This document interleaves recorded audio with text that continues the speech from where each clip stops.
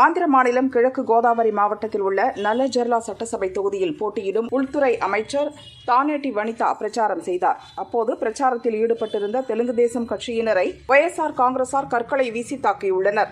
இதில் சில தெலுங்கு தேசம் தொண்டர்கள் காயமடைந்தனர். இதனால் அமைச்சர் வனிதா பிரச்சாரத்தை முடித்துக் கொண்டு அதே பகுதியில் உள்ள கட்சி நிர்வாகி முள்ளப்புடி பாபிராஜு வீட்டுக்கு சென்று ஓய்வெடுத்தார்.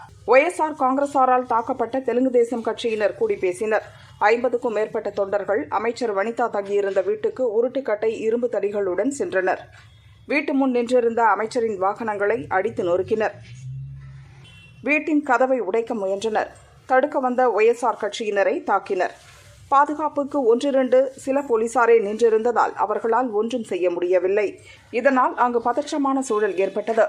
அமைச்சரின் உயிருக்கு ஆபத்து ஏற்படும் சூழல் உருவானது. இதை அறிந்த போலீஸ் அதிகாரிகள் துப்பாக்கி ஏந்திய போலீசாருடன் சம்பவ இடத்துக்கு விரைந்தனர். வன்முறையில் ஈடுபட்ட தெலுங்கு தேசம் கட்சியினரை விரட்டியடித்தனர். காயமடைந்த ஒய்எஸ்ஆர் காங்கிரஸ் தொண்டர்கள் மருத்துவமனைக்கு அழைத்துச் செல்லப்பட்டனர்.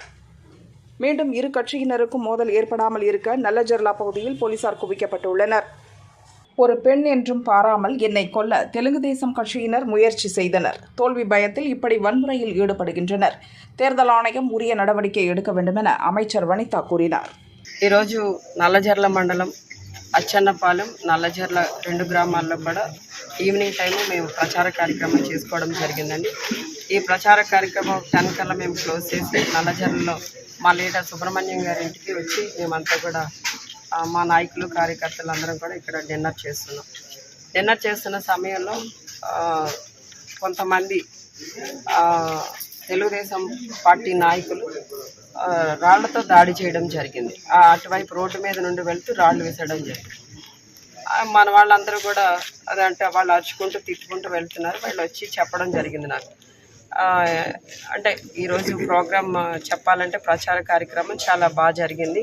అందరూ కూడా చాలా ఉత్సాహంగా పాల్గొనడం జరిగింది. ఈ కార్యక్రమాన్ని చూసి వాళ్ళు తట్టుకోలేక కడుపు మంటతో ఏవో అట్లా చేసి ఉంటారులే పిచ్చి పనులు అని చెప్పి సమర్థించుకున్నాం. పెద్దగా పట్టించుకోలేదు.